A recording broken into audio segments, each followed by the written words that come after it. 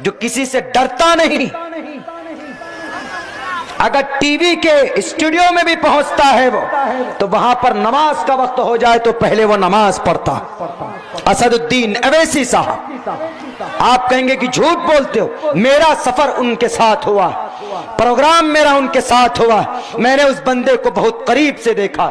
اس کی ٹوپی کو اگر اٹھا کر دیکھیں گے، ٹوپی کے اوپر نبی پاک علیہ السلام کی جوتے کا نشان اس نے بنا کے رکھا۔ اتنا بڑا عاشق رسول ہے، وہ ڈرتا نہیں کسی سے، اللہ سے ڈرتا ہے اور اپنے قرآن کو اپنے پاس رکھتا ہے۔ اگر ایسا مجاہد اور ہمارے علماء کرام جو اللہ کے رسول کی ایک ایک حدیث، ایک ایک قرآن کریم کی آیتیں، ان کی تفسیریں ان کے دل و دماغ میں ہیں، ہم ان کی زیارت کریں، ہم ان کی باتوں کو مانیں۔ علماء کرام کی زیارت کرنا باعث ثواب، ان سے دعا لینا ثواب ہے۔ اور اگر ہماری شریعت کی بچاؤ کے لیے اگر کوئی میدان میں آتا ہے تو ان کی بھی ہمت افزائی کرنا، ان کا بھی ساتھ دینا، یہ ہمارا اخلاقی اور ہماری ایمانی فریضہ ہے۔ مسلمانوں، آپ کو کھڑا ہونا ہوگا اور آپ اس غلط سوچ کو بھی بدلو۔ مایاوتی کھڑی ہوئی، چمار کو دلت کو عرش پر پہنچا دیا، لالو یادو، اکھلیش یادو، ملائم سنگھ یادو کھڑا ہوا تو یادو کو آسمان پر پہنچا دیا۔ آپ مسلمانوں نے کہا کوئی لیڈر نہیں ہے تو آپ کی کوئی حفاظت نہیں ہو رہی ہے، آپ کی شریعت بدلی جا رہی ہے، آپ کا کوئی لیڈر کیوں نہیں ہے؟ 70 سال سے ہم غلامی کرتے ہیں، ہمارا ووٹ ہم سے چھین کر لیا جاتا ہے، 5 سال کے لیے غائب ہو جاتے ہیں، ہمارا ووٹ ہم سے لے کر اقتدار میں آ جاتے ہیں اور ہماری ہی قرآن کو، ہماری شریعت کو بدلنے کی بات کرتے ہیں۔ کیوں؟ گناہ ہم نے کیا، ہمارا حق ہے ہندوستان کے سنویدھان میں، ہندوستان کی کرسی پر بیٹھنے کا ہمارا حق ہے، پرائم منسٹر سی ایم بننا بھی ہمارا حق ہے۔ مسلمانوں، آپ کا بھی ایم ایل اے اور ایم پی ہو سکتا ہے، آپ اگر چنو گے تو ہو سکتا ہے۔ میں جانتا ہوں کہ آپ کے علاقے میں آپ کی اکثریت نہیں، لیکن کام اتنے اچھے کرو کہ غیر لوگ جب آپ کا ووٹ ان کو مل سکتا ہے تو آپ بھی اپنا لیڈر اور قائد ایسا بناؤ کہ ان کا ووٹ آپ کو مل سکے۔ اگر کوئی لیڈر کھڑا ہوتا ہے اپنے قوم کو بلند کرنے کے لیے تو ہم مسلمان ہی کہتے ہیں یہ تو بی جے پی کا ایجنٹ ہے۔ یہ نظر نہیں آتا تنہا طلاق کے بل کو کھار پھینکنے کے لیے پارلیمنٹ کے اندر چلاتا رہا وہ شیر، دہاڑتا رہا، لیکن پھر بھی ہم مسلمانوں نے اپنی آواز بلند کر کے ان کی حمایت نہیں کی۔ ہمارا کوئی لیڈر کیوں نہیں، ہمارا کوئی قائد کیوں نہیں، ہم کیوں نہیں اپنا قائد تسلیم کرتے، ہم اپنا قائد بناتے۔ ہماری سب سے بڑی بد نصیبی مسلمانوں یہ رہی ہے کہ ہمیشہ ہم بٹتے رہے، ہمیشہ ہم نے بانٹنے تقسیم کرنے کا ہم نے کام کیا۔ بہت سے جلسوں میں بھی دیکھا جاتا ہے مولانا صاحب بیٹھتے ہیں، کفر کے فتوے لگا دیتے ہیں، یہ کافر، یہ مشرک ہے، اور راجنیتی کے سٹیج پر جاؤ وہ مولانا بدر الدین اجمل غلط ہے، اسد الدین اویسی وہ تو بی جے پی کا ہی ایجنٹ ہے۔ پتہ ہو نہ ہو بی جے پی کا ایجنٹ ہوتا تو کرناٹکا کے اندر وہ الیکشن لڑتا تاکہ بی جے پی کو فائدہ ہو۔ سیاست دین کا حصہ ہے۔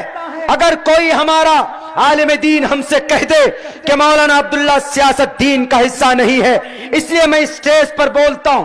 کل بھی میں نے 3 پروگرام کے اندر اپنا لوگوں کے سامنے یہ پریزنٹ کیا تھا کہ سیاست اسلام کا حصہ ہے، سیاست کا مطلب خدمت خلق ہے۔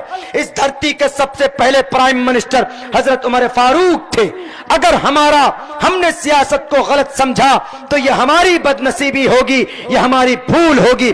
سیاست خدمت خلق ہے لیکن صحیح طریقے پر کیا جائے، اس کا غلط استعمال نہ ہو۔ میں ہر موقع پر کہتا ہوں، اس لیے جوانوں سے کہتا ہوں کہ اپنا حق لینے کے لیے میدان میں آؤ، اپنا حقوق لینے کے لیے اقتدار میں آنے کی کوشش کرو اور ایسے سیکولر لوگوں کی حمایت کرو جو آپ کی شریعت کی، آپ کے سنویدھان کی بچانے کی بات کرتا ہے۔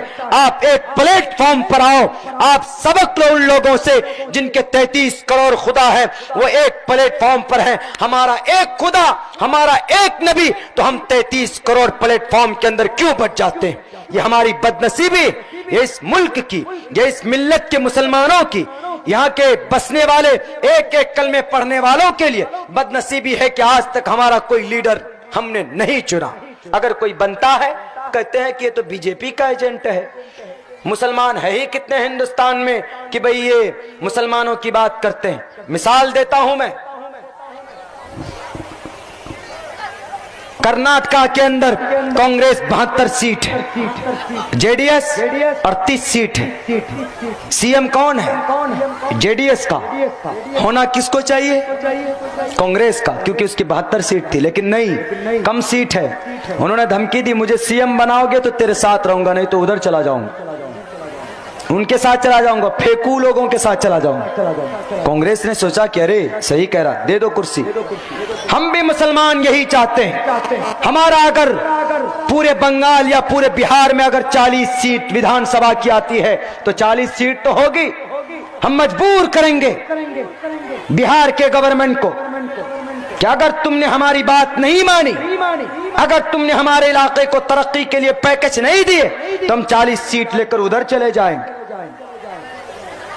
یہ راجنیتی ہوتی ہے، راجنیتی غلط نہیں ہے، صحیح طریقے پر اگر کیا جائے، فائدہ پہنچانے کی غرض سے اگر کیا جائے تو۔ لیکن ہم اپنا حق لینا جانتے نہیں، ہم کیا کہتے ہیں ہمارا ہے ہی کتنا پرسنٹیج مولانا، آپ اگر 15% کسی علاقے کے اندر ہے تو کافی ہے، یونٹی بنا لو، بکو مت پیسوں کی بلبوتے پر آدھار پر۔